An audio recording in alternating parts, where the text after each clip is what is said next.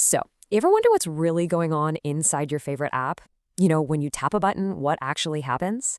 Well, it's not magic. It's actually just a few simple, really powerful building blocks. And today, we're going to break them all down using a university computer science lab manual as our guide. Right, let's get into it. We use these things every single day, but what's the actual anatomy of an app? From the buttons you tap on the screen to the invisible conversations happening in the background, we are going to pull back the curtain and see what makes these apps tick.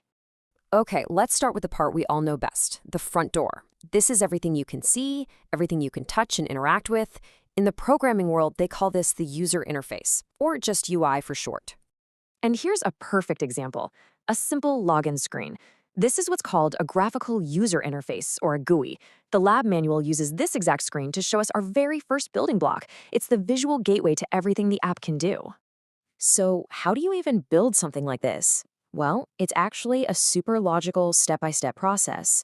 First, you just create the main window. Then you start adding the pieces, the text boxes and labels. And finally, you give the button its job. You literally tell it, hey, when you get clicked, check these login details. Simple as that. And this shows you the core job of the UI perfectly. It's a two-way street, right? It takes what you type in, and it gives you a clear, immediate result. So effective. But that brings up a really important question. I mean, think about it. The login screen itself is it's just the messenger. It doesn't actually have the answer. To figure out if your password is right, it has to ask for help from somewhere else. And that brings us to our second, absolutely crucial building block. So for an app on your phone to check your login, it has to talk to a powerful computer somewhere else, out there on a network. This is where we get into how apps actually talk to each other. The lab manual calls this the client-server model, which is a fundamental concept in all of tech. The easiest way to think about it is like ordering food at a restaurant. Your phone is the client, and it makes a request. Hey, can you check this password?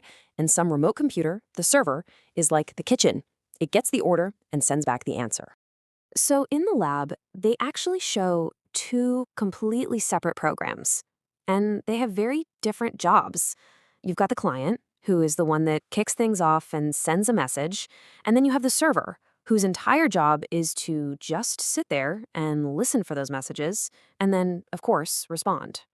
And here you can actually see the output from the experiment. This is that digital conversation, stripped down to its absolute simplest form. It's literally just hello and hello back. A perfect, clean call and response. Now here's what's so cool about this. This incredibly simple hello exchange. It's the exact same principle that powers almost everything we do online. From sending a message on a chat app to playing a massive multiplayer game with friends all over the world. It all starts with this. Exactly. I mean, they don't, right? You can be chatting with a friend while your game is loading in the background, or you can be streaming music while you're scrolling through your social media feed. So how on earth can one single program juggle so many things at once? Well, that brings us to our third and final building block. This is the real engine that powers modern software, the art of doing many things at once, or what developers call concurrency. Now, take a look at this output from another experiment in the manual. It looks kind of chaotic, right? It's all jumbled up. But this is actually a perfect picture of a program working on two different tasks at the exact same time, with all their progress reports mixed together. The key idea here is something called multithreading. Think of it like a master chef juggling multiple pans on a stove.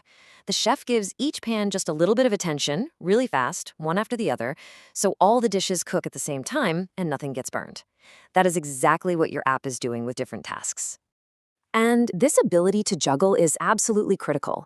It's what keeps an app from freezing up while it's downloading something in the background. It's how web servers can handle thousands of people all at once. It's the real secret sauce that makes modern software feel so incredibly fast and seamless. Okay, so we've looked at 3 separate little experiments from the lab. Now let's tie it all together. Let's connect them back to the apps you use every single day and see how these building blocks stack up to create the whole experience. And there you have it. It's that simple. The user interface is what you see and touch. Networking is how it talks to the rest of the world. And concurrency is how it juggles all its different jobs to feel snappy and responsive. You put those 3 building blocks together, and you've got the foundation of pretty much any modern app. So, from a simple university lab manual, we've basically uncovered the core principles that power our entire digital world.